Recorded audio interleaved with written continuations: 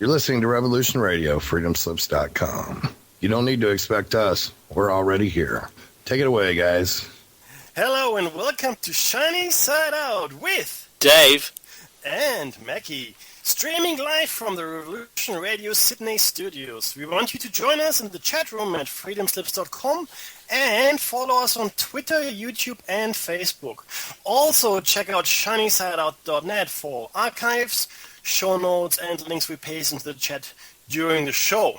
You can further listen to us on FM WZZR 101.3 in Kentucky via an app on your phone, tablet, or phablet.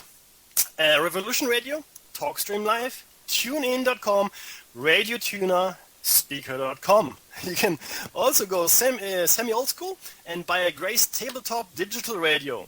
Coming soon will be Real Radio FM, Live 365, and iHeart.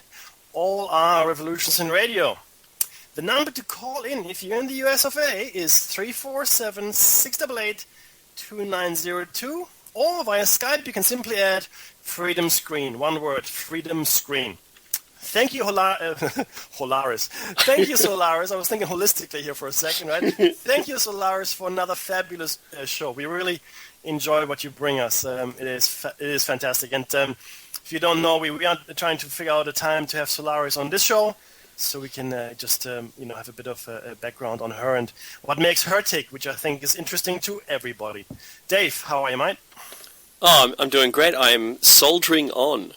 Soldiering on, which would infer that something is keeping you from functioning at 100% capacity. Yes, the flu. Last few days, it's just hit me so bad. And it's summer. Yeah, so it's a summertime. Summer flus are terrible. And to name a brand, Codral, I'm soldiering on. That's the motto for it. It's a pseudoephedrine product. And so not only am I caffeinated, but I'm pseudoephedrined. Nice. Oh, yeah. You're skipping across the microphone right now. This is show number 90 and 4. We're going to bring a whole bunch of different things to you today, guys. 94, Dave. 94 shows. Really? I know. How did that happen? Crazy stuff. Week by week, I suppose. Right. I'm sorry if I'm not. I don't want to be a realist today. I want to have fun. But you know what, Mickey? Today's the topic today. Yeah. It's not so fun. No, it is not. It is a sombering topic to some extent, we will bring a couple of things to you, which are, I think, of importance, and Dave as well. So one of them is we will try to finish off last week's topic, which will be the second half of the show, after the initial hour, which is we're going to talk about resurrection and how that fits into our cycle. We will also talk about a very sad subject, which will lead into another sad subject. Lloyd Pye, of Star Child fame, and also quite an avid researcher into the Bigfoot phenomenon and related matters, has passed. We are very, very, very sad. Dave, I don't want to belabor the point, but he was great, and we were very, very lucky to have him on the show. In fact, show number 13, he was our guest. Lucky 13. Lucky 13, and we spoke to him about his latest breakthroughs in the DNA testing that he had conducted, and it was fascinating to speak to him. I was lucky. I had met him a couple of times before when he came to speak in Australia, but this was the first time in fact Dave as well, we were able to speak to him at length and ask him all the questions that were burning on our minds. So that was a 1 hour and 55-minute interview, guys. It was and awesome. I have to say, I re-listened to it again this week, and I'll play a grab a bit later on. But the poor fellow, all of a sudden, on the 17th of July this year, saw his oncologist, and he's got a YouTube clip where he says this, so it's already out there. And he says that he had a softball-sized B-cell lymphoma, aggressive, in his upper abdomen. And so that's an awful place, an awful thing. And, without doing a Christopher Walken accent, I won't do it on this topic. But be damned if he was going to let it get him. Mm. And he fought to the end. The one of his last posts on his blog was that the treatment's going really well and I'm feeling great. Yeah. And I'm paraphrasing, but that's pretty much the sentiment behind it. And I've lost 2 family members, both my real father and my mother, to cancer, and it's it's a surprise. For me, it was 25 years. I don't want to bring it to me, but for us, it's 25 years of agony. But to only have just a couple of months, that's just terrible. I mean, everyone out there, I want you to think for a second, if you got news like that, how would you deal with it? And we know from the difference, when I saw the YouTube clip of him speaking straight to camera, when I saw that clip, I knew that was the same fellow, but he had the rug pulled out from under him. Mm. And, I don't want the research to stop. He was so close, wasn't he, Mackie? Look, I think he actually got it across the line, in my estimation. Mm-hmm. The money was short to conduct the tests that he really wanted to conduct, but if the money had been there, I think it would have, in my opinion, revealed what he had already found out himself. And we do want to talk about this a little, because there are a lot of detractors and debunkers, and that's all good.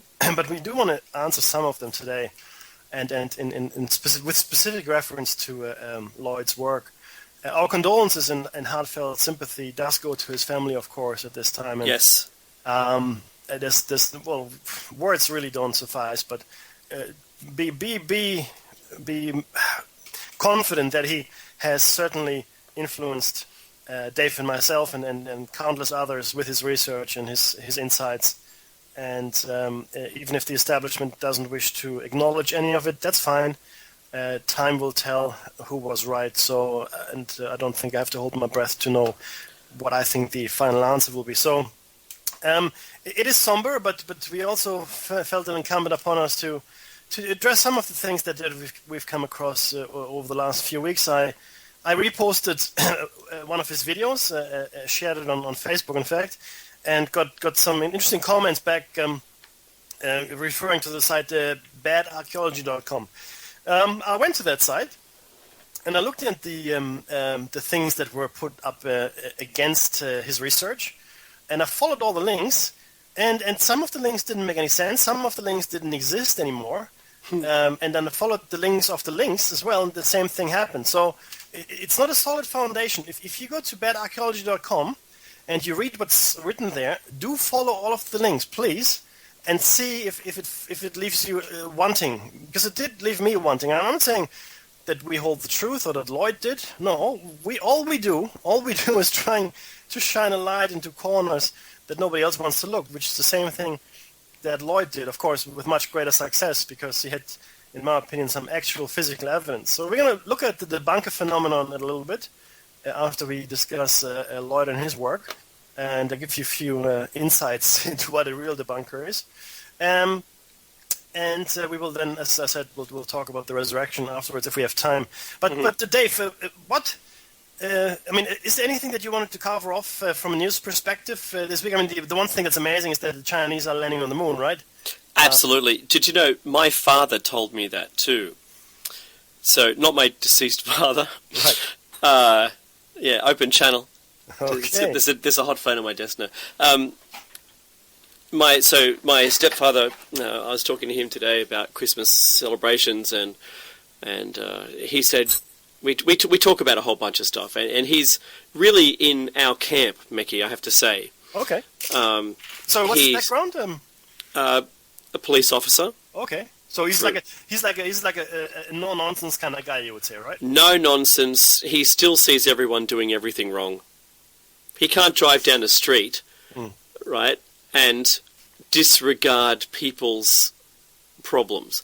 Right. He'll say, failed to indicate, didn't stop at a stop sign, jaywalker, Gotcha. Littering. He'll just point it all out, and he's incapable of switching that off. He'll also will also be out somewhere, and he's an observant character as well, right? Observant, and he'll point out that person there looks like they've probably just committed a crime. And I said, how do you say that? He says he's hiding something quite long in his pocket. Ah. And sure enough, that there was something there that he was trying to keep concealed. When you actually think about this, people out there, if you've got something in your pocket you don't want people to see, you won't leave the pocket alone. Yeah. You'll put it in the pocket and you'll tap the pocket from outside, ensuring the contents are still there. Mm-hmm.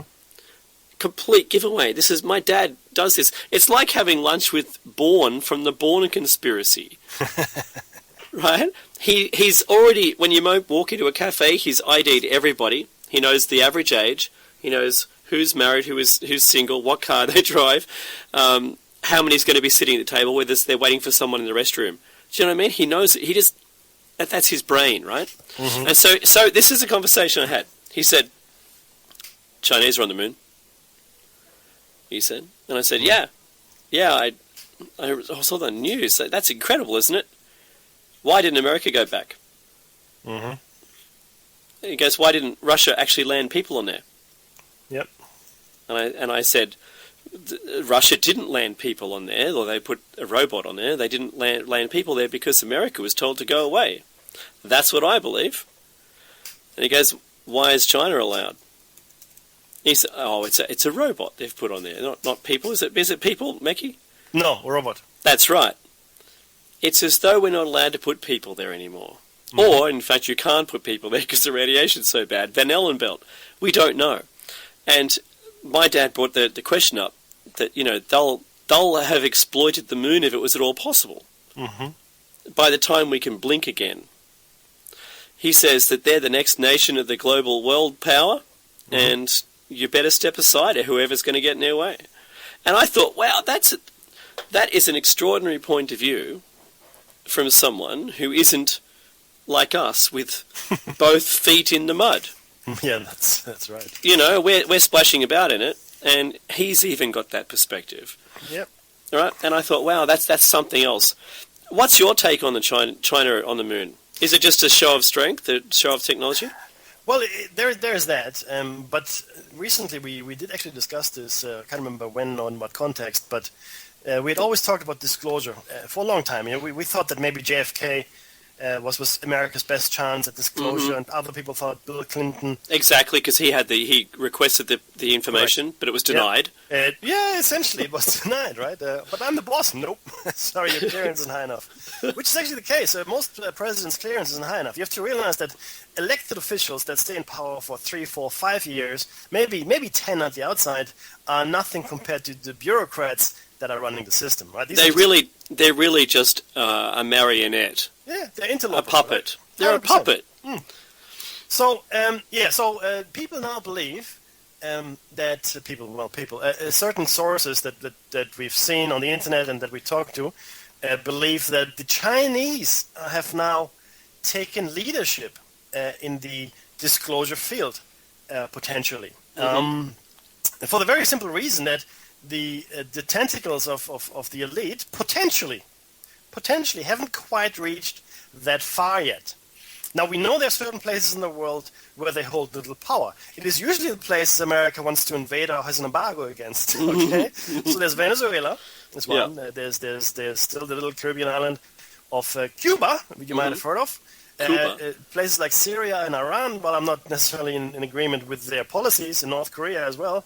They certainly seem to hold out against the elite. And make no mistake, it took a long time for the elite, and I'm talking thousands of years here, to establish themselves in all of the countries as dominantly as they have, mm-hmm. largely through the banking system which they invented as well. Now, so China is look at it this way. China is a communist country, which is the only country that wasn't affected by the global economic crisis. In fact, still has double-digit growth for the most part. Which is unheard of, and it is now a superpower. Your father is correct, and you wouldn't want to dally with them. They are now showing us strength and capability by sending a robot to the moon, and I think they're also because they recently mapped the moon. If you remember that, That's right. There was a mission that not circumnavigated the moon, but certainly had a flyover over the equator, and mapped it. So that was the first step. So they are taking the lead in the space development, if you will, because America bowed out. They have retired, mothballed their shuttle fleet. The Americans they're pretty much out of it. There's nothing happening for them. The Russians still maintain a fleet of workable spacecraft that go to the International Space Station.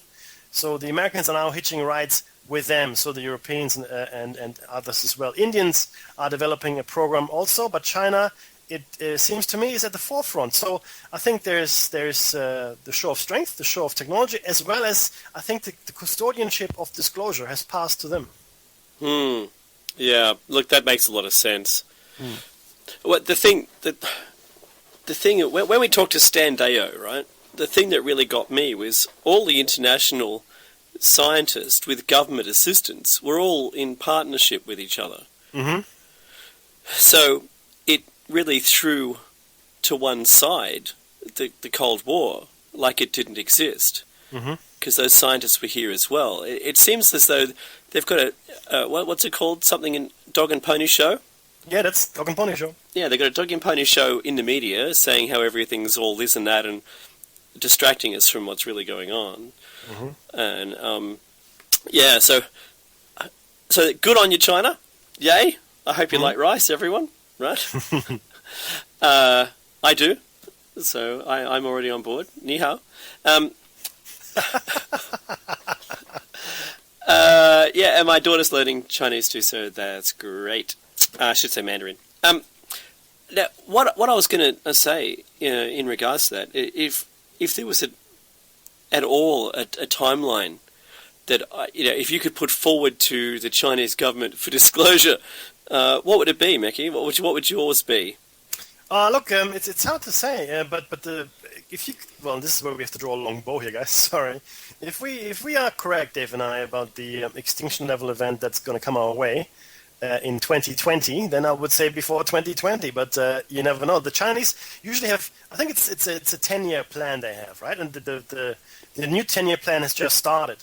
So if disclosure is envisioned for the next 10-year plan or at the end of this one, then we're looking at the early 2020s. But it's a question. I mean, how can I put this best? A lot more people become a lot more inquisitive about these things, and a lot more things are coming out. A lot more people are speaking up. Mm-hmm. How much longer can you truly maintain a secret? Well, it's not really a secret. It's just being dismissed as hokum or hoaxes or something that you shouldn't take seriously if you're a serious person, which comes into the debunking a little later as well. So while it's being denied, yes, but it's also ridiculed. How long can you do that? I don't know, Dave. How long can you? I don't know. Yes. Do you know what? A friend of mine, just before the show, we were talking, and he said that Kerry Cassidy had interviewed someone just recently in the last week who had confirmed two key people, Admiral Byrd Mm-hmm. and the base in Antarctic, and also said something else. And that if I can get a link to the archive, guys, I'll paste it in the show notes. Are you talking about Operation High Jump, or? Yeah, it's not but not High Jump itself. Right. Post High Jump, Okay. that some officials had been to this base. Right. Yep. And seen it. So while we're chatting, I'll see if I can message him to get some more detail on it. Yeah. Now, so this would be, while it wouldn't be groundbreaking, because think about it this way, right? And the Antarctic is there; it's a continent. It does have natural resources. The Nazis were there, arguably. Would it be astonishing to me to find out that there's a base? No. And would it be astonishing to find out that the base was thousands of years old? Yes. Yes, that would be news to me, right? I would go, wow, this is amazing. Even though I would expect it, nonetheless, it is all this hidden stuff which it irks me. It really irks me, and this is where my frustration is, because I want to know stuff, right? Do I have any right to know? Well, I live here, right, like everybody else, so I think so. Okay, I'm not a subletter. I was born on the so I want to know. I want to know what's going on. So that's my major beef with those people that think that we're not mature enough to handle the truth. And you know what? If you tell me truly there is nothing at all outside of what we do every day, so consumerism is the end of all, and someone can tell me this for a fact and prove it to me beyond any doubt, then I'll be also content. I'll be going, okay, well then I've been wasting my time, and these are all just casts in the sky. Fair enough, but at least I know. This is what's really driving me and Dave. The need to know. We're nosy, right? We're nosy Parkers. We want to stick our nose into everything and just be told and be part of the party. Just let us know. It's a personal satisfaction thing with us as well, right? So this is we're shouting very loud, right? That's completely true, and it's driving us every day to find out more. Meki, the one thing that I was just quick news, right? During the week, I stumbled across some good documentary evidence for Flight 175, that was amazing. Yep. How amazing was that? It actually was. I watched the same video that it's on YouTube, by the way, guys, that Dave forwarded to me. But I'll let you talk about it. I thought it was brilliant, especially the radar sightings, and then later on the evidence that certain people still lived, and that flight 95, I can't remember. 175. Sorry, that flight 175 was still on the register. In fact. Yeah. So part of this is ACARS, which is a system which SMSs the plane. It's similar to SMS. It SMSs the plane and says, "Are you there?" And the plane says, "Yes, I'm heading in this direction." That's what it does. Yep. It's a beacon tool, and the plane doesn't have to do anything to be responding to this. And it within 25 kilometers, within 200 kilometers or something, each one of these things, and there's literally hundreds all over the US. So as a plane flies around the US, over the geographical US, it's signaled to by these things, and it replies to, and it knows in which direction the plane's going. What was interesting was the radar details. So showing the continental US and showing the paths of all of the aircraft in the sky during the 9/11 morning, and it highlighted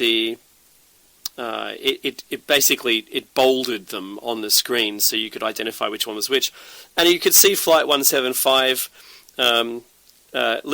leave its airspace and just continue on its normal flight path. Yeah, so if they hit play at a particular point, and a plane, there was 3 planes and this plane that were bolded, and they flew in behind it. One turned and went right behind Flight 175 as it headed west, and the plane that ducked down, that came from an Air Force base, flew directly into the tower. Yeah, apparently those planes that showed up on the radar and sort of followed Flight 175 and also Flight 90 something or other, were in fact part of the war games. That's what the documentary alleged, and they didn't carry any further identification. But it's clear that the flights that were alleged to have flown into the towers did not, but rather a plane that shadowed, I guess, Flight 175, and then departed in the exact opposite direction from Flight 175, flew in fact into the tower. And in fact, it responded to one of those transponder calls, like an SMS thing, like Dave explained, after it was meant to have impacted on tower. Yes, so they were still getting transponder readings from the ACAR system from Flight 175 that was still heading due west towards its normal landing target, Yep, correct. Even though it had already hit the tower. Yes. Now, some hundreds of miles to the east. Yeah. So once that system is destroyed, then of course it can no longer receive or send anything, right? Exactly. That makes perfect sense. However, it did, but it's not that it just did that, but it also did it on a receiving station that was very, very far away from Manhattan, in fact. And then the next one as it travelled over the next one. So if the way the documentary was put together is ignore everything, and let's just look at the facts about Flight 175 if we can. Yep. And I like the way that they did it. They presented the evidence, real evidence, in factual form, and said, the Flight 175 left that place and was said to hit there, and it didn't, and it landed over there. We've got the radar track. The ACARS system confirms that it was still alive and well, and wasn't the plane that hit the Trade Center. And what were the other planes that actually took off and flew, because they didn't have transponders on them, although they were said to have been part of the war games. That means if they are part of the war games, it really was America that did it, and good luck to you and your government. And I like the way they presented it was just perfect. Mm-hmm. They didn't have to go into everything, although they continued. It was very long, and they continued to mention the connections between every single person that was involved in every single company. They went into all the floors that were refurbed were the ones that were actually where the planes hit. And, the microthermite, they went through the companies that owned the microthermite company, the ones that did the cleanup and recovery, all the same companies. The research was immaculate. Yeah. Guys, Dave, did you paste it into the chat? No, not yet. Okay. I will paste it in the chat, guys, cool. I promise. Because you must watch it. If you're listening to us on YouTube, please come and look at our website, shinysideout.net, and come look for the show notes for this particular YouTube clip. It really is fascinating. Now, you can entirely disagree with it if you want, but then, I urge you to do your own research before you do that, which brings me back again to the debunkers. Do your research before you say something isn't so. we will talk about this a little more later, but it's all very topical this week. I actually did something I had never done before, and I'm not necessarily proud of it, but I unfriended somebody on Facebook. Right now, if you know me, then you would know that I don't really do that kind of thing, but I had to, because it was getting to the point where I could no longer bear to waste any more time even reading this person's posts. It just agitated me too much. So I had to unfriend this person. And I will explain to you why once we talk about the debunking, I guess, theme that is running through today's show somewhat. Okay, so China on the Moon. We've got fantastic documentaries for you to watch. Well, ISON has really sort of disappeared, right? It's sort of fizzled out, Dave, I think. That's right. It's still estimated that it'll be 10 days on the original target track, that it would go above us and be brilliant in the sky. No one's seeing any of that. We know it survived the encounter with the sun, but it didn't look like it hooked completely around. It looked like it had broken up and lost its trajectory and maybe gone off at a 90 degrees rather than a full 180 coming back on itself. So yeah, I think there's zero from that. I hesitate to say that that we're in danger. No one's saying anything. All the information's just petered out. It's fizzled out. I think it's all over for that. It's fascinating. It really is fascinating. Just to see that there was a big hoo-ha, and then it would just. But the ISON itself, as I said, was a curious object. We won't spend too much time on it, as we discussed with you before. I just want to mark here that maybe we will learn a little more about ISON as time wears on. That's a nice safe vantage point, Mickey. Well, no, I do believe that, but I mean, really potentially some interesting and revealing things. So, but I could be wrong. But I think the last words on ISON has not been spoken. Yeah, that's good. That's good. Okay, that's where I'm coming from. Yeah, all right. We have had some extreme weather events. It has snowed in Egypt. First time in 100 years. Yeah, it's also snowed in Canberra, I think, here in the summer in Australia, which is doesn't happen too often either. No way. So look again. You can argue the point. These are not climate changes, but only local weather changes. Yeah, if it's only the local weather that's affected, fair enough. But we're looking at changes that are affecting the globe, which means it's climate. Okay, it's not weather. I had that same discussion with my dad today, and I said, what's your take on climate change? And he said, it's happening. I said, that's great. And then he said, this honestly, from a research point of view, standpoint, I have to give him some kudos. And he said that, we can't prove it's CO2. And I said, you're right, it's only a correlation. And it is only a correlation. It isn't proof. And I said, Dad, did you know there's this research showing that the three of the gaseous planets with atmosphere have actually increased the same rate of temperature that we have? He said, really? I said, yeah, there's no factories on those planets, is there? Are there? Are there? That's right. No, they're probably not. Yeah. So I thought that was really good. I said, look, I agree that climate change is happening, except it's difficult to put a finger on how. Just that it is means that we, should be prepared for it. He goes, but it's happened, like the sea levels have risen before. And I said, you're right. Every piece of perfectly flat land that you've driven on, perfectly flat, that follows the curvature of the Earth if it's expansive enough, like the Hay Plain, if you've ever driven out there, it's amazing. Every single thing that's about maybe 3 meters from sea level that's completely flat, that was underwater. Yep. That's why it's flat. Because it was underwater. So think about that next time you're driving along a road that's on a perfecally flat surface. Oh, and absolutely. Think about how you get to where you want to get to if the sea level rose. Yeah. Yeah, those things you see in American Western movies, the desert with the mesas. reddish mesas, right? The big sort of towers, rocky towers. Yep. That was the bottom of the seafloor. That's these all underwater structures, if you will, right? So there's a lot more to it, and we're finding underwater ruins all the time. So the sea level has shifted. It hasn't just gone up and down, but land has shifted. So there's a common misperception that thinks, the sea level rises and falls. Yeah, it does, but not only that, the land rises and falls as well.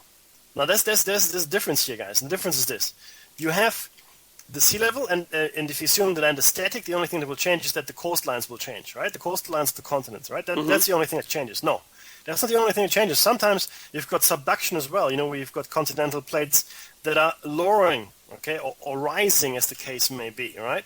So the ocean around them will then displace into other areas where before there was no water, because water will find its own level, and water will always find the lowest point. It flows down, right? Never up, really. So that's what happens here. So you've got the rising and falling of ocean levels, yes, but you also have the rising and falling of continents. Okay, that's something that people forget. And when they go, if that was underwater, then the whole world must have been underwater. Well, not necessarily. Maybe there was a global flood event, but for the time that we say that certain pieces of land are underwater, nothing would have survived on the land if the entire planet had been covered. So what we're saying is that certain continents subduct. They lower themselves for whatever reason. Others come up, down and up. And you can see it. It has to happen, because there it is. There's former seafloor now up, right? So what does that mean? It means but at the same time, other land on that level, on that same elevation, was not underwater. So that means that the ocean didn't rise everywhere to that level. It just meant it rose to that level there, because it may have been lower at that point. Just when you go walking in our Blue Mountains, the mountains themselves have seashells in the sandstone, which means that was once underwater. Yep. And we can only suspect that they've risen from being underwater. But my dad my dad's been tremendous today, and he said that if you put bricks in a pool, you'll raise the sea level. That's right. Yeah, we know that islands are continually being created underwater. With the one off Iran, whatever it was, just popped up out of nowhere because of an earthquake. Or Japan. Japan is also good. And Japan, yeah. So you know that they can just disappear. So they can it's dynamic. We live in a dynamic world. And wherever you live, I hope that you're safe. Yeah. Yeah. That's the key, though. You're right. It is dynamic. It's not static. People believe in a steady state theory. Right? The steady state theory assumes that nothing ever happens very fast. We know this is plainly wrong. We know it is wrong. Krakatoa was very real. Okay, the island of Thera that exploded is very real. The islands we see forming out of the ocean are very real. The sub-ocean volcanic ducts that are spewing out lava and so forth are very real. It's a very fluid environment. The Hawaiian Islands, when Google Earth came out, everyone could see the trace of islands. Yeah. Where the plates moved over the hotspot. Well, that's right. So the problem is that we're not living in a static world. We just don't. We just think we do because our science is not that old. We haven't been observing things for 10 million years yet. Okay. Yeah, our frame of reference is quite small. Yeah. We make a. I mean, it's like. Let me put it this way, right? Are you familiar with Sigmund Freud? Probably. So Sigmund Freud is really the father of psychoanalysis, and then you'll see. Tell me more about your mother. Exactly. Now he had a lot of theories, and he put forward a lot of good thoughts about the ego, the super ego, the it, and how we all want to kill our father and want to be with our mother and all these wonderful things. Now, most of his theories have been proven incorrect or incomplete, right? But they were groundbreaking nonetheless for his time. Now, why were they limited theories? Because his sampling size consisted almost entirely of 19th century neurotic Jewish Viennese women. Okay? That was his sample group. Those were his patients. You can look it up yourself. Yeah. So it's the same thing here. We're looking at a very small piece of the puzzle, and we don't even know how it all fits together. I mean, even the hard sciences. I mean, the thing with dating, things have to be static for it to work, and we don't really know how catastrophism fits into it. There's a lot of things we don't know, and it's foolish to say that yes, this is how it is. Again, going back to the debunkers, taking the high ground and saying, yeah, well, you don't know anything because you don't science enough. And I've heard debunkers use this in a video this week because I spent a lot of time looking at these sites. And there was a girl, Laci Green, I think her name is. She said, "Don't you people science anymore?" She uses science as a verb. Don't you grammar anymore? This was my question to her. But what can you do? It just hurt my brain. And we'll talk about that a bit later. Brain hurting. Exactly. Hey, Mackie, would you mind? I'd love to talk about. I just real quick. I was watching Ancient Aliens today, a new episode, and they had the Great Flood, and the impact was probably the most likely cause. And What? where did it impact? Near India. Oh, really? Yeah. See, our research is not flawed, but We were on target, man. I'll tell you that much. This is actually heartening. I'll tell you why. Because truly, the show we did research ourselves. We didn't really rely on anyone else to come up with anything. So we looked at the flood myths and put it all together ourselves. And the flood myths themselves are very clear on what happened. Mm-hmm. The area around India and the countries that have these myths, they talk about a rain of fire and water, right? And water, yep. And elsewhere, it's usually water or rising of water or rain, but only there is it also fire. Right? And that's really the key thing here to see. So I'm glad to hear that. I didn't actually watch the episode, Dave. Yeah, I've recorded it, so Fantastic. I'll show you when you come around for the 100th show. That's fast approaching, isn't it? It is. Do you know what? I'd like to just drive it back to Lloyd. Yes. If we can. Do you have anything else? No, that was it. Awesome. Lloyd Pye and his research.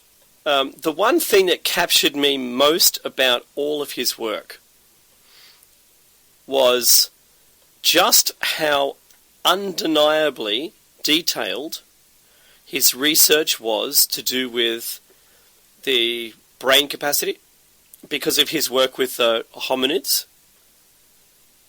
Yeah, Meg? I'm with you. Yep. The bone density. Yep. The bone type. Yep. Which was the thickness of the skull as well.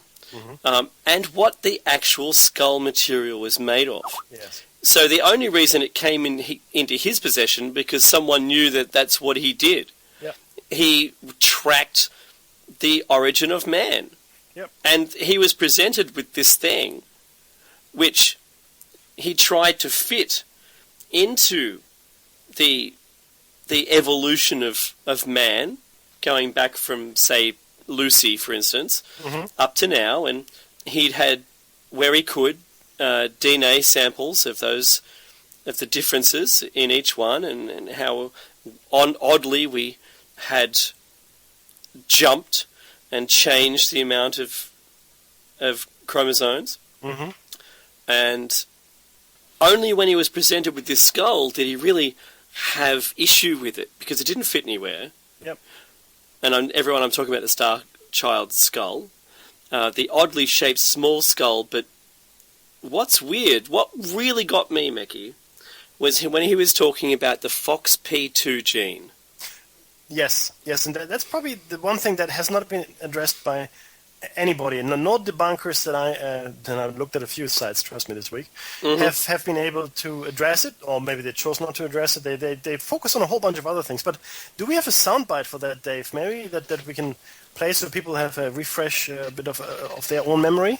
Yeah, so what's not in this clip that I've got to grab from our interview, to use official speak, in the grab, he talks about the FOXP2 gene and the differences in them. But what I couldn't put together into a piece was the bit where he was speaking about humans' FOXP2 gene is the only gene that's identical between all living humans. Every human that's alive that stays living after they're born, when you do a DNA sequence of their FOXP2 gene, they're identical between us. That's what says we are human. And there are. He's going to say this. He's going to say in this grab the difference between a frog and I think something else he mentions as well, and then how different this other one, the Star Child skull, is. Even if, when you listen to this grab, he talks about the 8% currently sampled.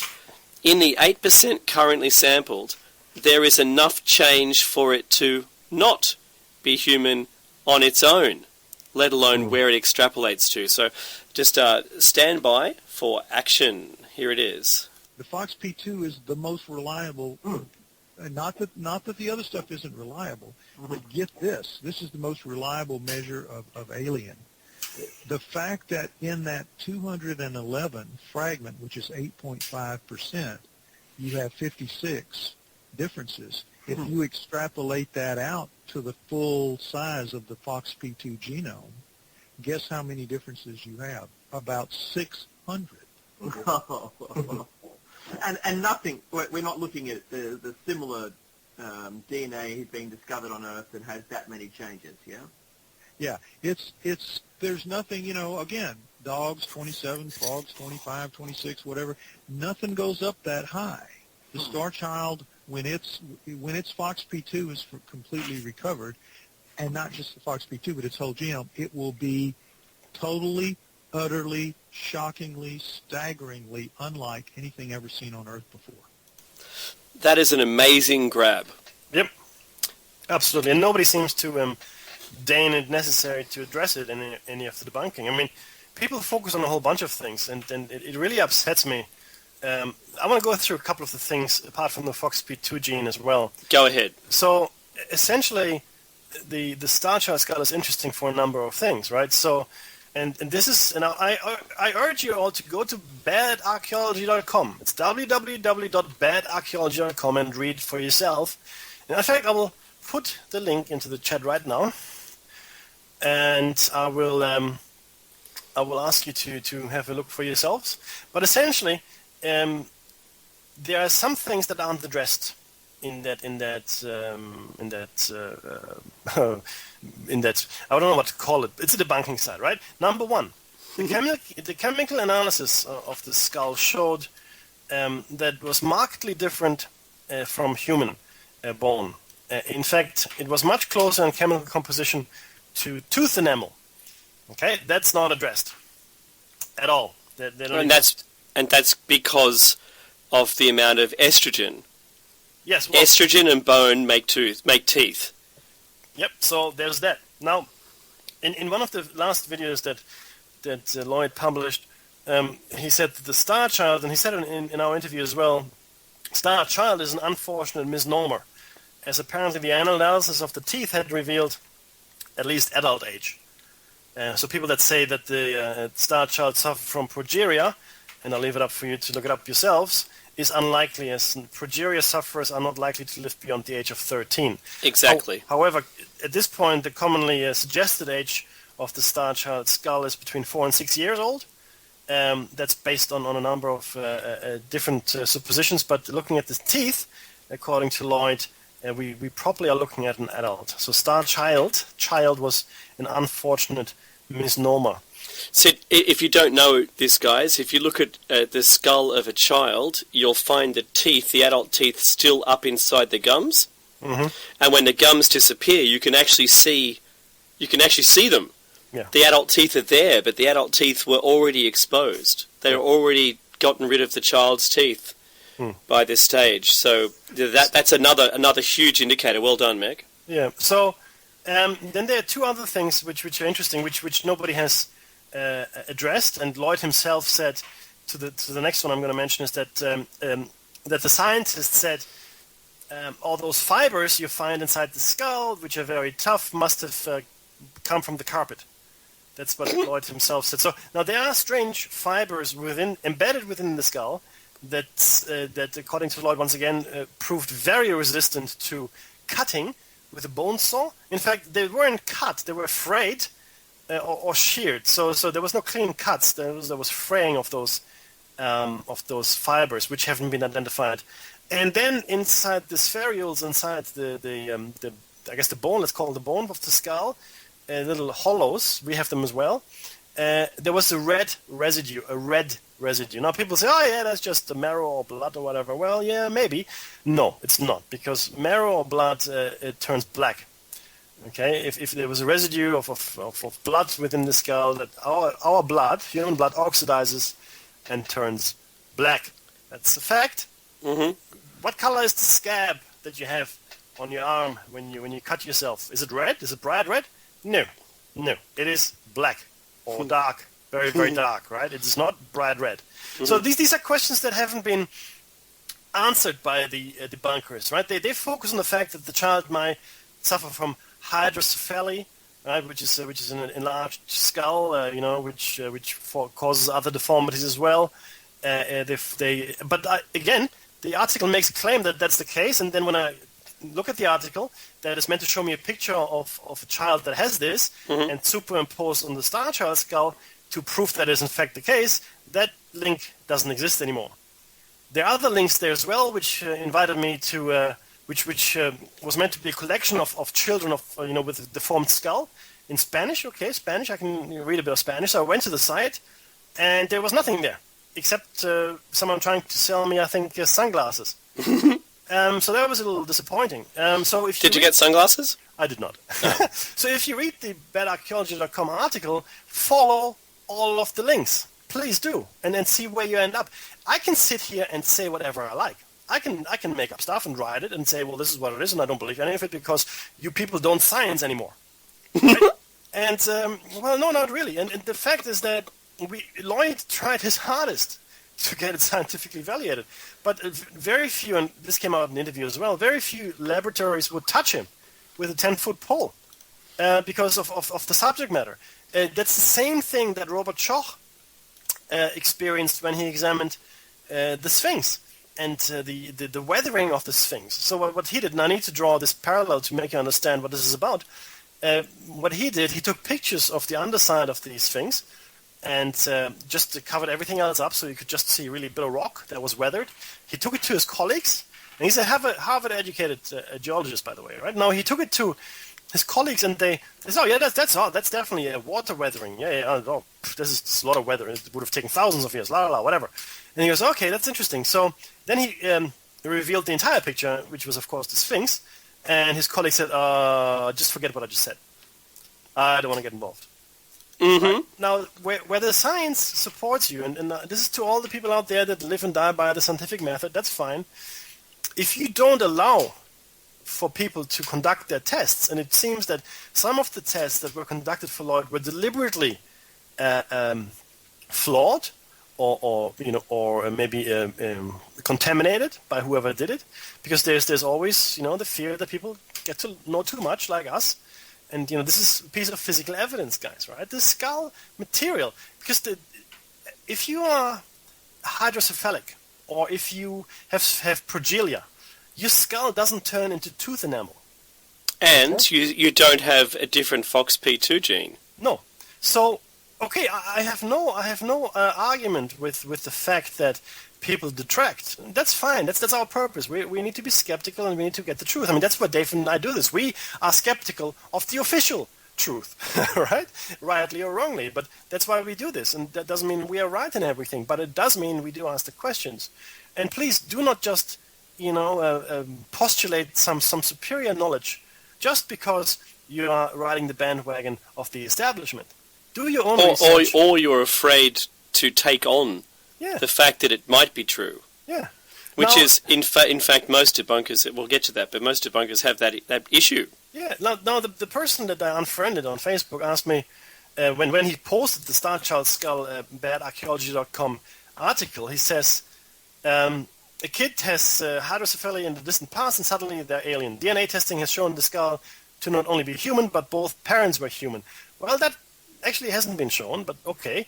A triumph of belief over evidence. Why do you believe a video? Any idiot can make a fictional claim, only another believes it without evidence. The testing has shown the truth. This guy doesn't like the truth, so invents his own. No, my friend, I won't name you and shame you. Please do your own research and look at all the things that the Star Child Skull badarchaeology.com article does not address. Once the things that we've mentioned here have been addressed, I will say, very good, we were wrong, Lloyd was wrong, you're right. But that hasn't happened. Well, in fact, not you're right, but the people who did the research that you're quoting were right. Correct, and the only thing that this person did was probably Google and, debunk Star Child Skull, and boom, that's what I did, in fact. The first hit was, in fact, the badarchaeology.com article. So it wasn't even any effort in that. I mean, that's in fact, Meki, the wiki page for Lloyd Pye now says that the skull was human. Uh-huh. Is that not the most... Oh. Can you do it? It's disappointing. Yeah, no, look... Imagine his family. That guy must have been an idiot then. Yeah, well, absolutely. But see, we know better, I think. And look, I still put it out there. Please explain to me the things we've just mentioned. The chemical composition of the skull is different. Why? How? The PFOX... FOXP2 gene. Sorry, PFOX2 gene is there. It is not what it should be. Explain. What are the fibers that are found embedded in the skull? What are they? They seem to be structurally important, to add extra strength to the skull because it is a lot thinner than human skull. Remember the other point that he made about the skull, which was that it doesn't have the same pivot point. Yeah, that's right. So that the hole in which our neck bone, our backbone connects to the skull, is in a different position. The amount of plates in the skull were different as well. There's so many differentiating factors that's why a guy whose only job was to categorize skulls went, what on earth is this thing? When it happened into his custody. He didn't dig it up. He didn't go down to South America and find it miraculously in a cave all by himself. Yeah? That's right. He did none of those things. He was just a guy doing his job, trying to find connections to support the evolution theory. Yeah. And what happened to him? His whole career did a 90-degree turn. He ended up with this skull, and he went, well, I've got to find out what it is. Yes. And to his grave. Yes. So, and this is really what we're trying to bring to you guys here. The evidence is there. People choose not to look at it, and if they are being engaged by people like Lloyd and myself and Dave and whoever and the other researchers, they just don't want to do the right science. They don't want to do the correct science. We've spoken about this. It is too expensive to change the textbooks. Dave had a discussion with a science teacher, I believe, recently, and talking about light specifically. That science teacher didn't know the latest scientific breakthroughs in that field. Right now, this is not what people made up or theories, but what had been proven under lab conditions around the nature of light and what it is and what it isn't. So, even magnetism this week I spoke to him about. Right. So, but see, the point is, and we only had a couple of minutes before we go onto the break, so please do stay with us. It's going to get more interesting. we must take a step back, and when we come back, we will talk about the debunking for a little while and how to spot them. And please do not take the easy way out and just say, oh, it can't be so because science says it can't be so. Well, science is knowledge. It is the art of knowledge, scientia, from the Latin scientia. Okay, it's just knowledge. That's all it is. It's not increasing of knowledge. It's not some kind of holy grail or temple that we all live in. It's something that is evolving constantly, right? We must do science, right, in order to increase our knowledge. And sometimes that knowledge is uncomfortable. And hey, maybe Dave and I are just lunatics. Fair enough. All right, shiny side out. Get it, but prove it to us. I should be playing the Australian anthem behind you now. That was awesome. But it's true, though, right? I mean, it is. Sorry. It really upsets me because I spend a lot of time, and I know you do as well, Dave. And I know Lloyd spent his life. It was his life's work on these mysteries. These are mysteries, right? I mean, if we were like the rest of the human race, we just consume. Yeah, we'll just consume. Let's all be consumers. You know what would get done? Who cares about mysteries? Yeah, nothing would get done because we just consume, and that's what they want us to do, guys. Guess what? They want you to consume. That's why I've got my suspicion about this person I've unfriended, what his motives were, around all of this. So it's very strange because he's very active on the social front, talking about, Wall Street bringing him down and the government for the people, but entirely dismisses any of the things that Dave or I bring up here. So I couldn't take it anymore. No, I'm a smaller person for it. But I just felt like a huge waste of time to even read and then get riled up. And I would spend hours sometimes responding to the things he put there. Me too, Mackie. You saw my replies too. I think we both tried. I know, so I can't do that anymore, right? If you don't want to do the research yourself, don't. But I can no longer look at your posts. We've always said, don't feed the troll. I think this was our first encounter with someone who... Why would you talk to us? Why? Why would you talk to us? When you're not going to convince us otherwise. Yeah. We've been doing it longer than you have. Yeah, and the thing is, the arguments you bring forth are flawed. I mean, we've heard them all before, and I've shown now with badarchaeology.com that a lot of the links don't actually go anywhere. I looked at debunking 9/11 as well. I did a lot of debunking this week, and there were 40 videos on YouTube. There are 40 videos. 8 or 9, maybe even 10 videos are no longer there. So these are all played in sequence, right? So debunking 9/11, and there are 40 videos that are played in sequence that show you that 9/11 was in fact exactly the way the government said it was. So where are those videos? Those which probably represent 25% of the evidence.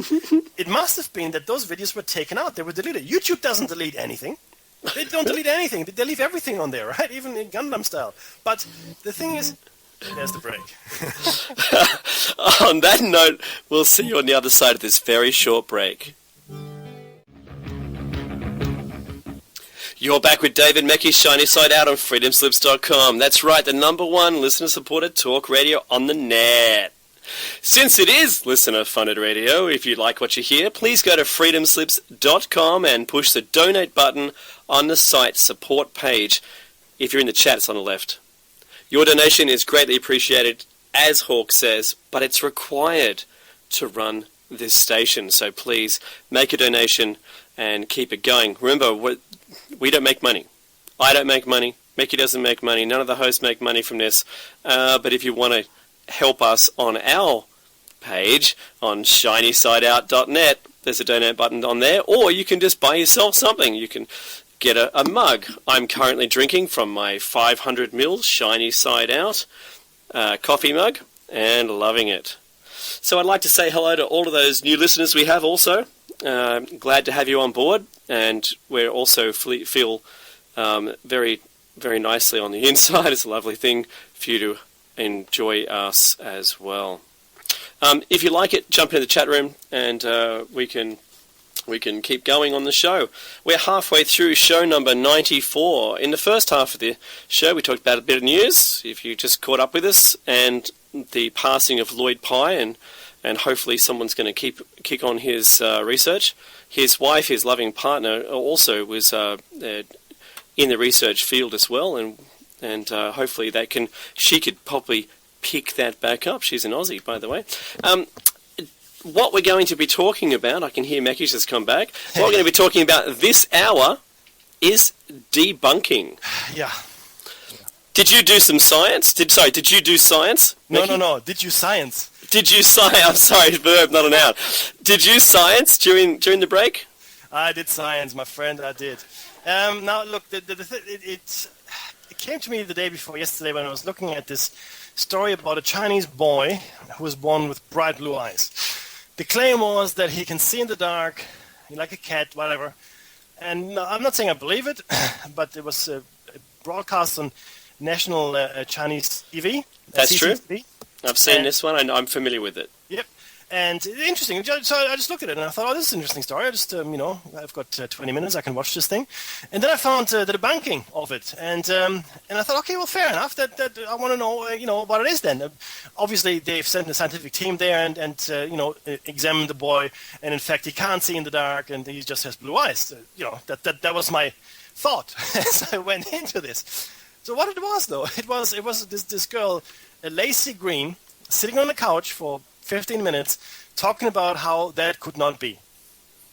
That's it. She was just sitting there and saying, yeah, well, we all know how cats do it, and then she explained the scientific way how cats can see in the dark and other animals. There's this extra layer of cells in there, that reflects the light, and, wonderful, blah, blah, blah. Now, okay, but she just kept saying, no, it's not possible. You're all fools and idiots for believing it. And, people, just because the internet is not true. No, I agree with you, Laci. I agree. But you did nothing at all to establish, number one, who you are, right? Your credentials. Maybe you took some science in college. Good for you. Maybe even a PhD. Who knows? But you did not examine the boy, nor did you point to anyone who did.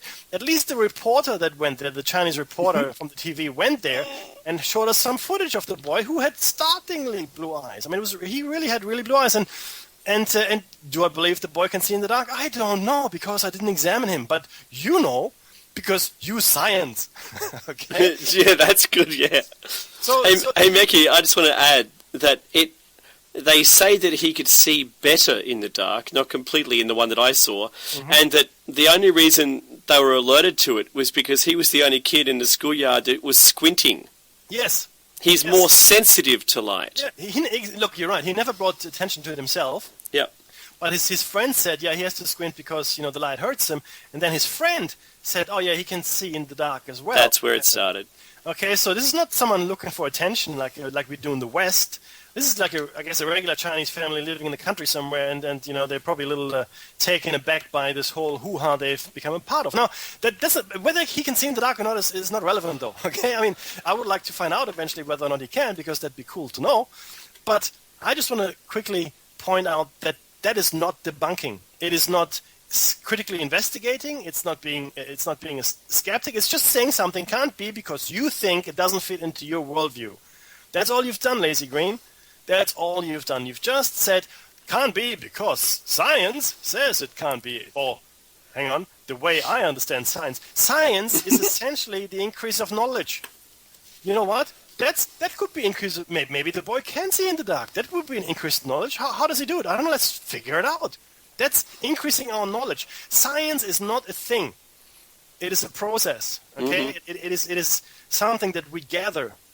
It is more knowledge coming our way. The more knowledge we have, the better off we are. Sometimes that knowledge doesn't fit into the mold that we have for it. That's when we have to make a new mold, or break the mold, or try something else. And that's all we're saying here. Now, that's the gap between Newtonian and Einstein physics. Yeah. Now, this is what we have to do, right? And then quantum physics, of course, is a whole different ballgame. Good luck with that. Yeah, exactly, right? Because it's totally non-intuitive, right? I mean, it makes no sense whatsoever. And you can argue, well, it's because it's only dealing with the very small. Well, not really, because we think the brain may have quantum processes within it, in fact, okay? And Meki, you're right, just because it's the small thing shouldn't be ignored.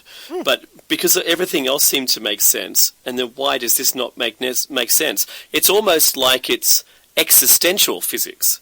Yeah, that's right. It behaves existentially. Not only does it not exist, but it does exist, and not only is it in one place, but it's everywhere and nowhere at the same time. Yeah, absolutely. Absolutely. So then I went on, okay, well, what is this? So what is this debunking thing I hear so much about? And I found a few websites which were very, very helpful, extremely helpful. And we're going to post all of those in the show notes, of course. Now, they're rhetorical strategies for debunking. Okay, and they seem common now. This is from the website called energypsych.org. Okay, you can have a look yourself. Number one is a subtle misrepresentation. Yes, absolutely. Misrepresentation of the target, seemingly designed to create in the reader a negative impression of the target. So, they will, whoever it is, might be the person or the theory, will be slightly misrepresented or shown in a slightly bad light to disperse any kind of credibility. Yeah, so what they're doing is getting, what's it in court? You only have to have justifiable, I forget the term. Oh, my poor brain. Never mind. What's cause? No. No, the other one is, you know how you have probable cause? Yes. Well, there's the complete opposite, where you only have to have plausible not deniability, but you only have to create a question that it doesn't exist. Right. Or that it's wrong. Reasonable doubt. Reasonable doubt. If you can create, this is what a strategy. If you can create reasonable doubt, and that's what the subtle misrepresentation of the target is. Mm-hmm. Comments that appear designed to disparage the motivations of the developers of the target approach. Mm-hmm. So, for instance, when I wrote my book, that's out there, everyone. Yeah. I was told that the information that was in it was I was a hoax. I was a fraud because I sold a copy of it. So that is a comment that was designed to disparage the motivations of the developers of the target approach. So they told me that what I put in there was false because I was trying to earn money off it. Yes. Well, you must have been, right? It must have been, obviously. Clearly. Makes perfect sense. The next one is citing the research in such a fashion that through subtle distortion and selective attention to detail as to imply that it provides scant support for the target method. So usually what that means is they focus on certain things which may be tentative or which may not be provable 100% or whatever it might be, maybe even slightly distorted, and all of a sudden the whole thing falls apart. I've seen that a lot, in fact. I've got one example, the Pumapunku stone. Yeah. Pumapunku doesn't exist or is wrong or it wasn't made by aliens because the stone is the wrong stone type. Mm-hmm. That was it. Yep. The whole argument. Yeah, it's the wrong stone. Sorry. And they didn't even have proof to back up what stone it really was. Yeah. It's despite experts and stonemasons going there and declaring that it was a particular type of stone. Very, very strange. Okay, the next one is the selective citation of references so as to support the author's narrative. Yep. So again, this is exactly what happened with the badarchaeology.com thing. They didn't look at everything.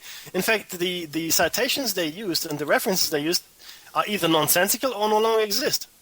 So, I mean, I can put a whole bunch of stuff into my work, and I can cite this and that, and if it leads nowhere or in a circle, game over. I've won. Yeah, because I found a photo on the internet that looked like something that I had in a jar, then that's got to be what it is. That's I do not doubt you, Dave. There you go. Seems reasonable to me. Now the next one is interesting. The seemingly cautious attention to scientific detail and methodology at certain points is combined with sweeping and unsubstantiated generalizations at other points. And that we see all the time as well. So they will hone in on, this is all just anecdotal evidence. Okay, and it might be, because that's the nature of the thing, okay? I'm not saying that it isn't. Or in the case of the DNA analysis, they will focus on the DNA analysis that patently seems to have been flawed, and maybe deliberately so that Lloyd himself pointed out may have been flawed. Right? So he actually suffered a lot from that, because he was derided after that for a long time, and it took him a long time to come back from that. But that was a deliberate effort. Right? But you realise that every time he had to send a sample off of this skull, this precious skull, he had to cut an inch by inch square out of the back of it. Yep. And if they kept up, he'd have nothing left. Maybe that was the idea. Aha. Mm-hmm. Exactly. So, what's the next one? Presenting a theory or theories or sets of hypotheses regarding A, the mode of action of the therapeutic method, B, the appeal of the method to its practitioners, including their motives and cognitive emotional processes, and C, the motives and mental processes of the developers or promoters of the method but without making clear that these are hypotheses or theories. So they're presenting them as facts. So that's another thing that we see a lot. A lot of people go forward and say, evolution is a fact. No, evolution is a theory. Still a theory. In fact, gravity, that we've got a theory of gravity. Do you know why? Because we don't really know what gravity is. We can't reproduce gravity, and it's too slight, as an example, to actually to make sense. Yeah, it's too weak a force. Where's the rest of it? Exactly. In a game of paper, scissors, rock, magnetism will always beat gravity. That's just the way it is, which doesn't make any sense, really. But again, you need to science to understand that. And so, I mean, a hypothesis and theories are the cornerstones of science, right? But you can't present them as facts or as cornerstones of truth, because they're not. They're still just theories. They're good theories sometimes. That's how they survive, and sometimes they survive because there's a vested interest. Who knows? But they are theories. Now, and this brings me to the next point, which I remember, we are talking about the strategies of debunking. Yes. A dogmatic assertion of what is and what is not to be termed science. Now, the increase of knowledge, what science really is, cannot be dogmatic. It's impossible. It is in fact anathema. Ooh, another big word for you guys out there. It is anathema to its very nature, meaning it is in the exact opposite direction to what it should be. Because the increase of knowledge, if it's dogmatic, it means it's static. Okay, you've got a dogma, which means you've got a set of rules which has been agreed and must be followed at all costs. In religion, that's acceptable because that's how it is. Or even in ideologies, if you're fascist or Nazi or whatever it might be, right? Then okay, your dogma is I hate all people that worship on Fridays. Okay, and that's your dogma, and I get it, right? That's who you are. But science doesn't work that way. You cannot be dogmatic in science, but a lot of scientists are. And this is simply because human nature intervenes. Science itself is just about accumulating and evaluating and bringing about new knowledge. That's all it does. That's what science does, right? Like as an abstract. The people that ply the trade in science are human beings, unfortunately, and do not actually follow the scientific process always. Okay, which is test, retest, this and that. And sometimes we have to tweak the scientific process. We have to come up with new ways of testing things and figuring out things, because the things that we have no longer work. Look at it this way. For argument's sake, let's say you're a chemist, right? And I'm a chemist. Beautiful. You're familiar with the litmus test. The litmus test will tell you if something is an acid, right? It'll turn or alkaline, yeah. Or alkaline, right? It'll turn the paper pink or color. blue. Yeah. Correct. So that's the test, right? Now, it's perfectly valid to figure if something is an alkaline or an acid. It's the best test, right?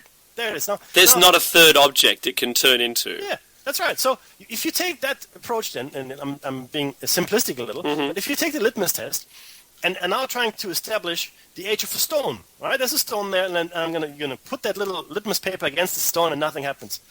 And well, obviously that stone is of no age. Or that stone is neither acid nor alkaline, which is a nonsensical statement, right? Because it doesn't apply to the stone. The stone doesn't give a hoot about acid or alkaline, right? That's right. And that's not something it's not something you're trying to find out. You're trying to test that. That's right. That's right. So it's almost like science these days takes its approach and methodologies and processes and tries to figure out something that is totally unrelated to what the end goal is of the actual question. So we've got psychic phenomena, we've got phenomena in quantum physics, we've got phenomena like the skinwalker wrench, one of my favorite examples, where we can no longer apply the scientific method because the litmus test, in my simplistic example, just doesn't apply. It just doesn't measure the right thing. It's like taking a Geiger counter, right? You take like something that measures radioactivity, trying to figure out how cold your fridge is. Right? It's not clicking, so I'm not sure. Right? You're using the wrong tools, and that's all I'm saying here, guys. I'm not saying that it's flawed. I'm just saying we have to come up with new tools. That's all I'm saying, right? And, we don't have a measurement for everything, No. and half the debunking method is to make something sound plausible, as an anti to whatever they're saying, so as a skeptic. It's healthy to be a skeptic, but then you should really give in and agree with it if, in fact, you can't just... It's like a critic. A movie critic can't criticize every film as being they're meant to be critical. They're not meant to criticize. Yes. Okay, Yeah, and that's the difference between a debunker,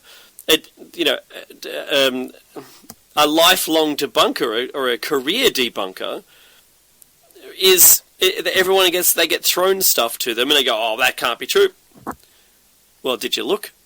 No, not really. It couldn't be true. Don't have to. It's obvious, you know. Clearly. Yeah, like stones fall from the sky. That's not true. Yes. It's not an equal argument. And this is, Dave, you said something very, very important just now, right? You talked about the word critic and critical. Mm-hmm. Now, if you look at the root word, the Greek root word for that word, which actually comes from the Greek critic, it just means evaluating. To critique, yeah? Yeah, it's evaluating something. Like if you're critical of something, then you look at it and you evaluate it. You don't. It should not have a negative connotation. Because it doesn't. Just because you're critic doesn't mean you're against something. You're just evaluating. Like a movie critic will tell you what the movie was like. He won't tell you the movie's bad every single time, or the restaurant was bad every single time. But we in the scientific field have seem to have lost that understanding of critic or critical or critical. Like how to evaluate something properly. So if you say I'm going to critique you, doesn't mean I'm going to drag you through the mud. It simply means I will evaluate your position and give you my view on it, positive or negative. That's really important. That's not really happening anymore. There's a beautiful piece, though, and we have to share this with you guys. This is from Greg Taylor of the Daily Grail, and this is just a small excerpt of his entire essay, and we got that from Graham Hancock's website. You should know him, and it's about debunkers. There's the whole article is much longer, but it was so precious. I think we knock yourself out, Mickey. Do it. We should share it with you now. This is from Greg Taylor, once again. The first step in becoming a debunker is to immediately relinquish that title and establish your credentials by calling yourself either a skeptic or a scientist. Never mind that you're actually trying to impose your personal viewpoint on others rather than following the scientific process and applying critical thinking to all sides of the argument. No argument from me. Actually, the best debunkers are those that don't even know their true identity, having such poor critical thinking skills that they truly believe that they are exhibiting all the open-mindedness and mental sharpness of the true skeptic or scientist. As such, some might reprimand Greg, me, for writing this short article, seeing it as a hazard to the serious debunkers' faith in themselves.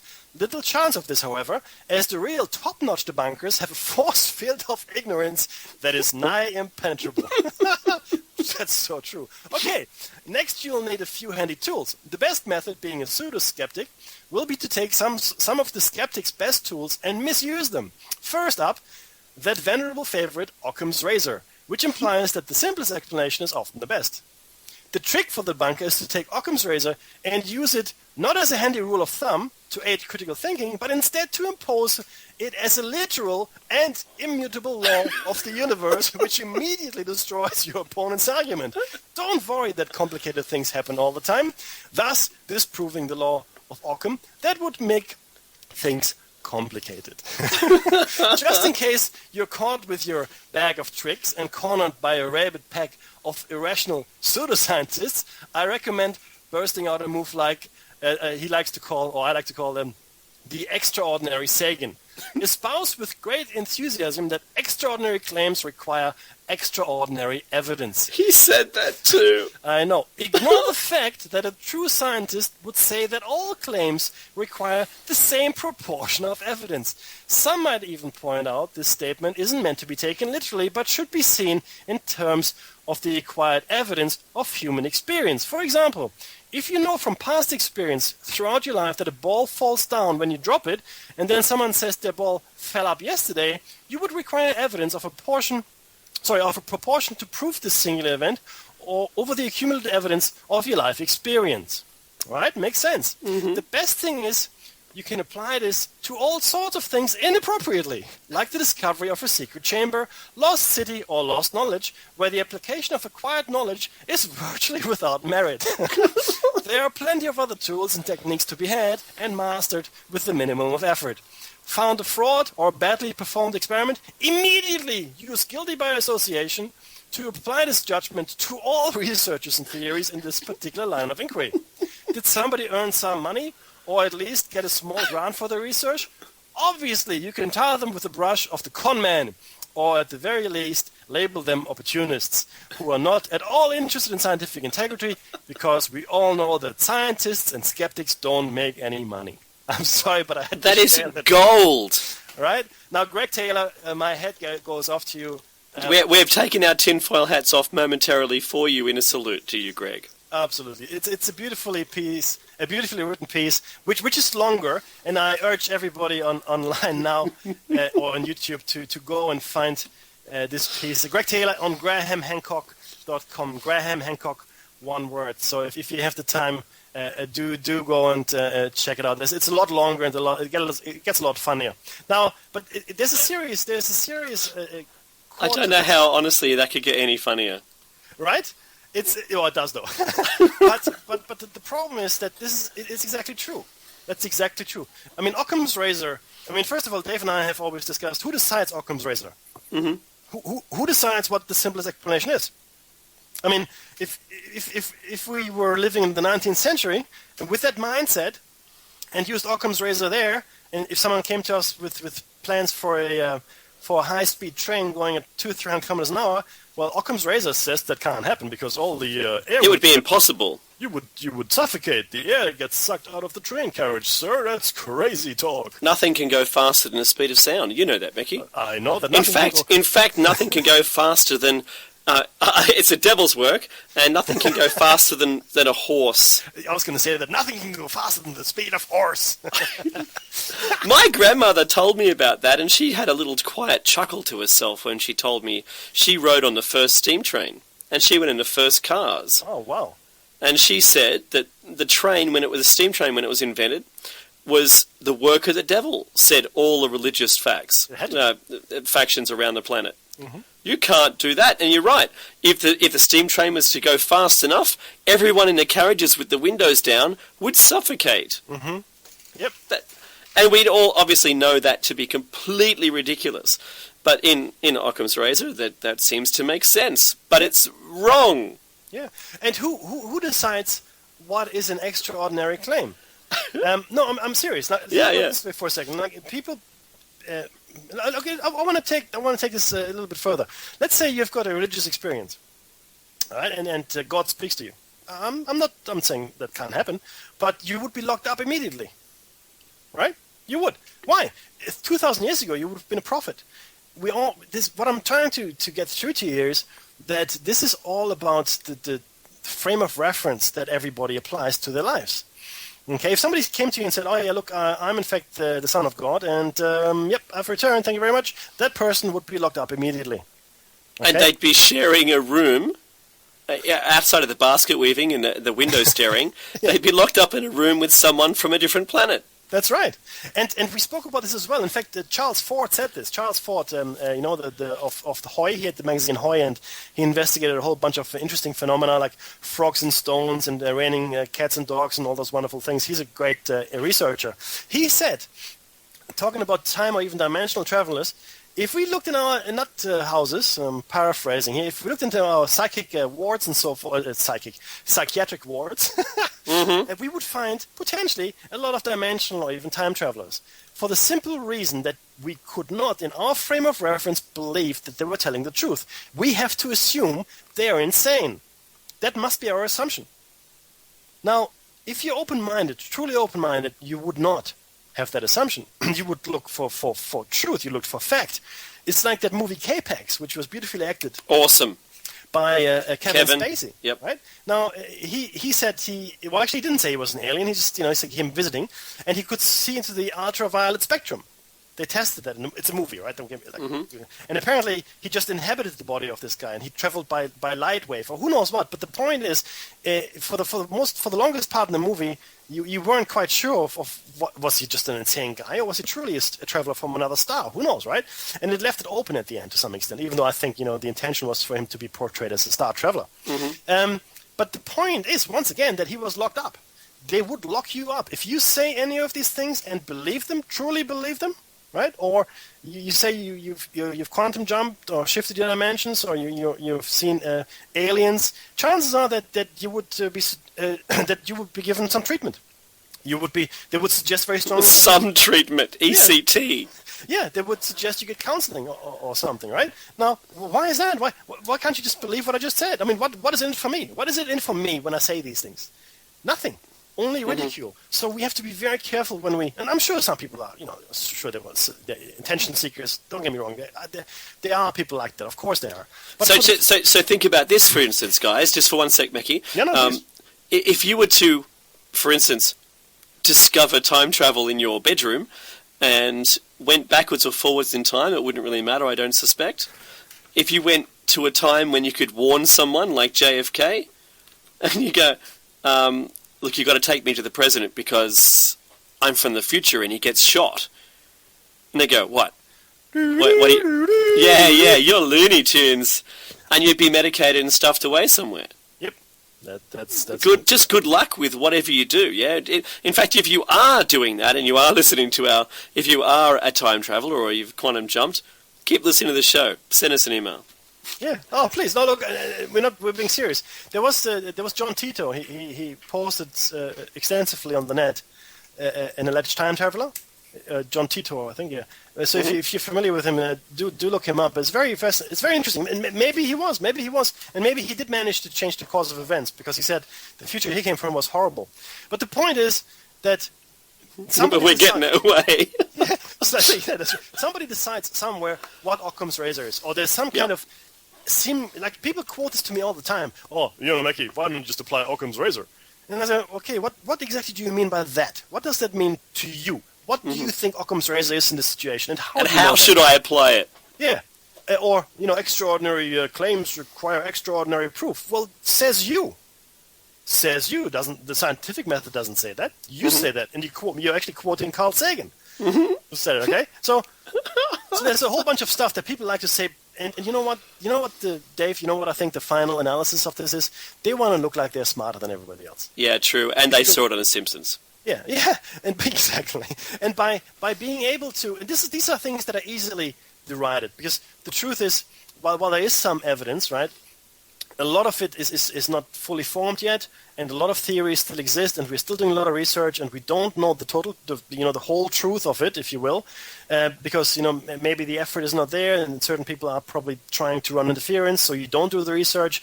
People die, right? Like we very sadly have witnessed very recently, but people die in other areas of research as well. The 9/11 witnesses and researchers are dying mysteriously, right? There's that as well. It's a fact. The Walmart UFO lady, she's gone. Yep.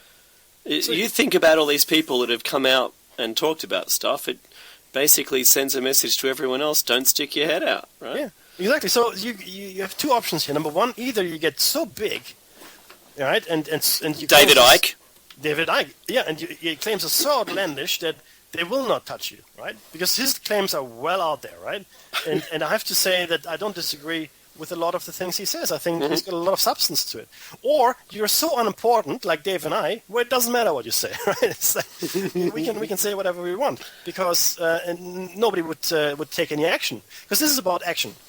If you have a revolution, it starts somewhere. You need to have ignition points, right? And in order to change the world, it's very, very hard to change it through evolution. Very difficult, right? It's very, very hard. And for the most part, it doesn't happen because usually the people in power prevent that from happening. So it has to change through revolution, right? Now, if you get enough critical mass behind you, chances are that you can start a revolution, but what happens to revolutionaries is they're usually executed. Because they were the ones inciting change. Correct. Now, you look at any revolution, with the exception maybe of the American Revolution, right? Any revolution, the original revolutionaries, like Trotsky, for example, or Robespierre, or in Germany it was the SS, the SA, and I forget his name now. The gentleman who was in charge of them, they were all killed. And I know why that is, Mickey. Please. It's because they were the people who were strong enough with a big enough following to tip the balance. Yep. And once you've formed the revolution and you're the leader, you don't want them doing it to you, and it becomes a paranoia. Correct. Protection. Yeah. So once you're in power, again, I've said it before, and I'll say it again. Once Here you're he in goes. power, the only thing that interests you is staying In power. right? So anybody who can topple you would then be removed very swiftly. Now, I do not want to go off the topic of debunkers, though, because and I found this one for you, Dave. Yeah, I love this. So please go ahead, sir. This is fantastic, because this is a subset of rules for debunkers, guys. Yeah, so this is the rules in particular for UFO debunkers. Number 1 rule for UFO debunkers: don't bother me with facts. My mind is made up. Number 2, what the public doesn't know, I am not going to tell them. So we're not going to release any more new information, of course. If you can't attack the data, attack the people. It's easier. I love that rule. I got that one. It's people who didn't even read the book. Clearly, you didn't use Occam's razor. Clearly. That's right. They said I was just a fraud. That's it. Good luck with that. Go and live my life and tell me that I'm lying. Okay. Do research by proclamation, because investigation is too much trouble. I proclaim it to be false. All hail the proclaimer. Mackie, the collieries, yeah? Okay. Absence of evidence is evidence of absence, because looking is too much trouble. All believers are liars. All non-believers only tell the truth. Believers are only involved for the money. Of course, because there's so much money, I'm going to tell you, in coming forward about UFOs, that we're all driving gold Lamborghinis. Well, or Ferraris, whatever your preference. Oh yeah. Sorry. Supercars, golden, not just plated, made of gold. Oh, absolutely. Including the engine parts. So each engine lasts about 100 kilometers. Non-believers turn over their money to charities. That's not true. The proper way to do UFO document research is from one's armchair. Archival visits are too much trouble. Defame dead people, since one can't be sued for libel. Libel. Well, if you speak English, you way. Do science. Is that right? That's right. Of course, top secret code word material, such as Ultra, Umbra, Majestic, would be referred in confidential, secret, and top secret documents. And finally, only the Roswell newspapers had relevant material. It was a weather balloon, yes. Yes, but, relevant. Was the first story relevant or the second story relevant? Only the second. We know it's only... Because, the first one is, we don't know what's going on. The second one is well-researched, always. Always the second one. Oh, okay. Yeah. And the third and the fourth and the fifth, differentiating stories. Right. Do you know what?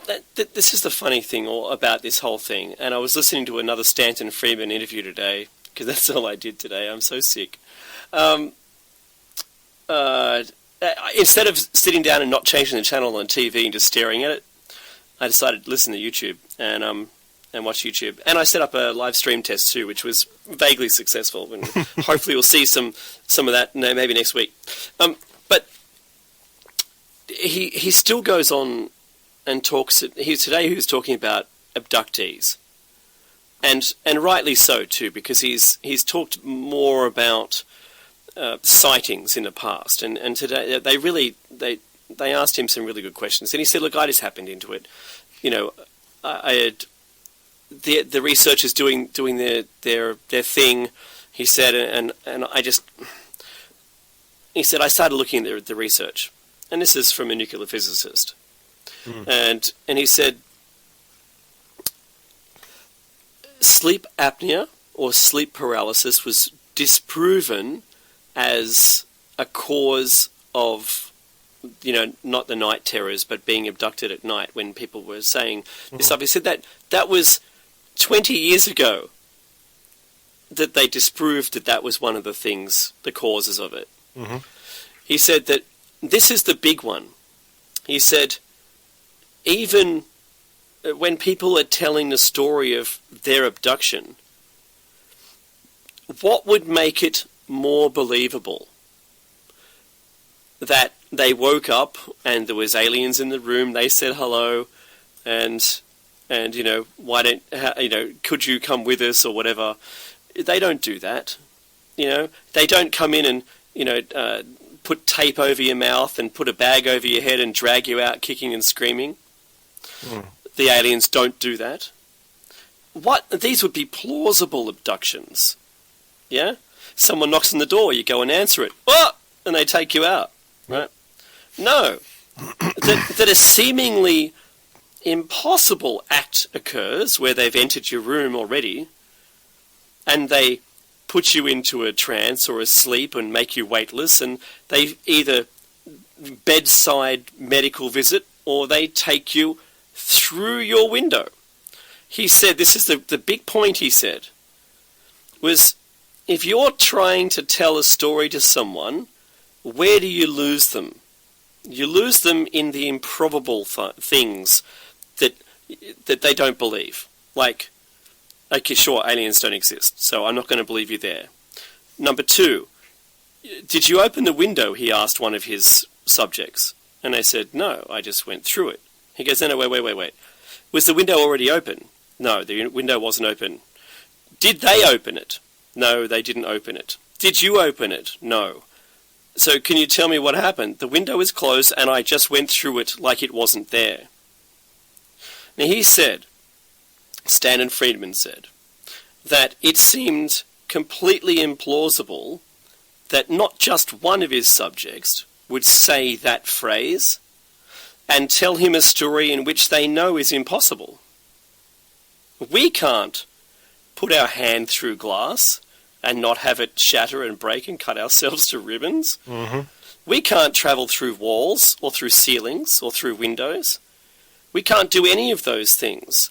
And that the people reporting being abducted, people reporting disappearing from their house. He said their partners are also in a state where they won't wake up. He said the best case that he had was a lady had put her niece into the bath and ran the water and turned it off and heard the child playing, sat in the next room and opened up the book and then just felt weird for a second and then looked at the time and an hour had passed. And she went, what happened? Oh my goodness, my niece. Ran around the house calling the name, couldn't find it anywhere, not anywhere. Ran out onto the street. Yeah? Mm-hmm. Found the neighbour. The neighbour goes, what's up? She goes, I can't find my niece. She's gone. And he went inside and she's on the lounge. Now, she wasn't there before, and it's a case where the child was completely removed from the house during the abduction. Mm-hmm. The mother was frozen in time, and the child was returned afterwards. So, if I woke up and there was an abduction in my house, and my children weren't in bed and weren't in the house, I think I'd freak out pretty hard. Mm-hmm. So he said that not only one of his people have said this, but many people. So, you know that thing about, I'm going to put it out there, Arcus Razor, being the simplest explanation, he says, you try to explain why there are so many people with exactly the same story all around the world where the story itself is identical but it doesn't make sense. If you wanted someone to believe you, you would say there was a light in the yard and I walked outside and they called me on board and, they took me by force or whatever. Yeah? Even as unlikely as that is, really it was that you didn't go through a wall, something completely solid, which is impossible. You didn't float magically out through it. Do you know what I mean? So his point was very strong in favour of there being really abductions going on. Mm-hmm. And because they're happening everywhere around the world, doesn't matter what country it is, he was asked whether he'd done any research on anyone who had maybe possibly and this is for the debunkers out there, right? Been taken from a moving plane. Yes, they had. From ships, from cars, from houses, from awake or asleep. He chooses not to deal with people that were asleep because he wants to try and find something other than that, and he has. So I think that's really cool. But for the debunkers, because I'll take it back, I'll bring us all back to the opposite side of the fence. For those people who don't believe in any of this and who try to stand up against, well, what's funny is just Meki and I, and say what we were presenting was like we'd made it up ourselves. Like they just Googled some place on the net to find it. Yeah, I've invited debunkers to debunk anything we've got. Honestly, bring it on. Show us evidence to prove that it's wrong. I like that thing we saw this week, Meki, about 9/11 and about the venting on the engine. Oh, yes. That was clear.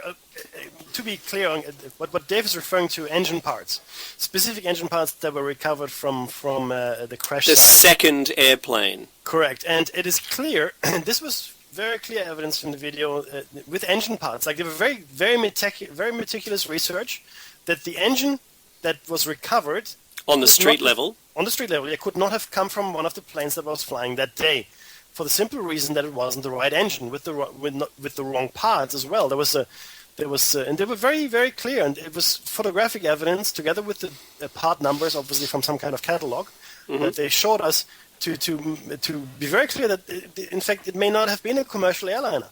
If it was one with a very different kind of engine array than any other commercial airliner that they which made sense that what it did is it proved undeniably that it wasn't the commercial airliner, and that we know that military aircraft come from the commercial industry after they've been decommissioned from the commercial airspace.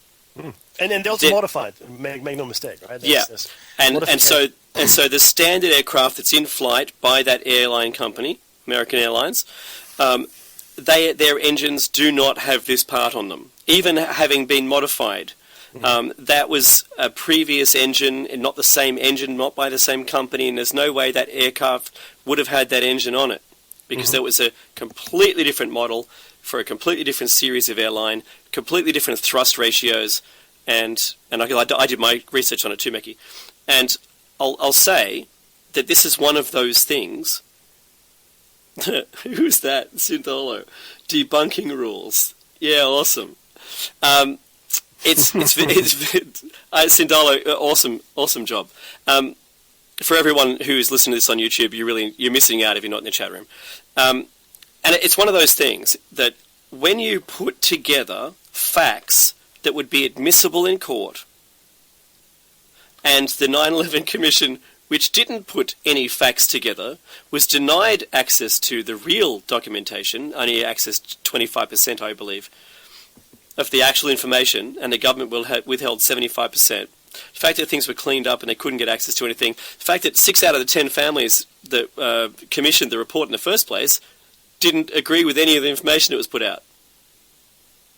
These are the same people. These people have a stake in it, and yet nothing came of it, and it wasn't real, and the people that were in the commission didn't even believe it. I've seen the Jesse Ventura interview about it. Yeah. So I really think that, if we're buying the whitewash, turn away, go walk home, just go away, right? Yeah. You shouldn't be buying the whitewash. And I think at one point that they did it in France, right, Meki? They're socialists now. Yes. Yeah. So if you really want change, vote with your feet, right? Yeah. Look, this is the truth. I mean, and again, we've said this before and we say it again. we are living in a consumer society in the West, for the most part. We're trying to turn the globe into one. You have the single power that you have is the power of your wallet. Right, so stop spending on things that you disagree with, or companies that you disagree with, or whatever it might be. If you want another kind of revolution, if you want the revolution that brings real change, be very careful, because guess what? the same people that you despise will be in power again because they are masters at it, right? Anything short of a Kang and Kodos. yeah, anything exactly right though. Anything short of a consciousness shift, awareness cascade, whatever you want, like human beings becoming something other than they are, will just land us in the same mess we're in now. I'm sorry, it's bleak, but it's true. We need to change the way we interact with each other and the way we treat ourselves even, right? We need to change us. We need to change the way we are, and we can start with the children. The children don't know hate. Children don't know ignorance, you know. You can be uneducated. Doesn't mean you have to be ignorant. So it is up to us to teach our children right. It's up to us to make our children able, give them the tools to think for themselves and evaluate the world on their own. They don't. So, you know what bothers me a lot when people just talk at me and science at me without understanding it, right? Without having a full understanding. And I'm not saying I know everything. Of course I don't. But if I don't know something specific and it hampers my progress, or someone points it out to me, I'll make an effort to try and find out and maybe understand it, right? But you must understand it. You can't just talk. You can't just say something like, well, this is because blah, you all burn in hell one day. Well, based on what? Oh, it says so in the Bible. Well, you show me where it says that, right? For argument's sake, I'm saying, or you know, and show me that in all translations. Yeah, absolutely. And then people say, oh, you know, we all know. I love it. We all know, you know, that can't be true. Well, how do we know that? And who are these people that you're referring to as all? Yeah. So we've all sat down together and decided this is no longer true. So I didn't get the memo, so maybe I wasn't, you know, in the group. So fair enough. If everybody else got the memo and I'm on the outer, so mea culpa. Fair enough. However, but I don't think there was a memo that went out to everybody. We just see. This is a question I've asked this very same guy as well, because he said, "Oh, you know, everything that you say is just hearsay." Well. Yes. Well, so is what he was saying. Yeah, but everything is hearsay unless you yourself have found something and investigated something and invented something. Everything is hearsay. Well, gravity, light, the speed of sound. What is the most common element in the universe? Do you know for a fact that it's hydrogen? How do you know that? Someone told you, right? Well, someone told you because someone did some investigations. You trust them. So it all comes down to a matter of trust and willingness to forego your own hard work, which is really what it's about, and trust someone else's judgment, because it's easier. We're lazy. We are fundamentally lazy. Hey, that's what it boils down to. Do you know what? With my background, I do believe that hydrogen is the most prevalent material in the universe. But having heard the arguments from a debunker personally, and seeing when you ask them a question and they come back with a question which is irrelevant, and then cite something that is also irrelevant as ammunition for their argument, it doesn't make sense. None of it makes sense, and I think that you're right, Meki, that they have to do their own research and come back with something to say, you know what? I've been looking at a lot of free energy machines, and I know it's very complicated matter, mathematically. The reason why we're not all driving around right now in free energy isn't because the fuel companies, it's because that no one's made one. Make one, right? I'm making a point, right? So, yeah, people have died because of free energy machine creation. We don't know, possibly. I think YouTube's filled with people trying. Good for you, all those people trying. The ones that work, like that little computer fan, is bogus because there's batteries inside it.